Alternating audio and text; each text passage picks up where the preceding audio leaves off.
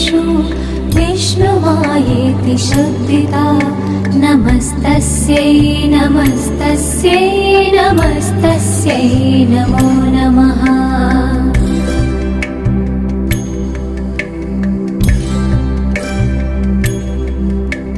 या देवी सर्वभूतेषु चेतनेत्यभिधीयते नमस्तस्यै नमस्तस्यै नमस्तस्यै नमो नमः।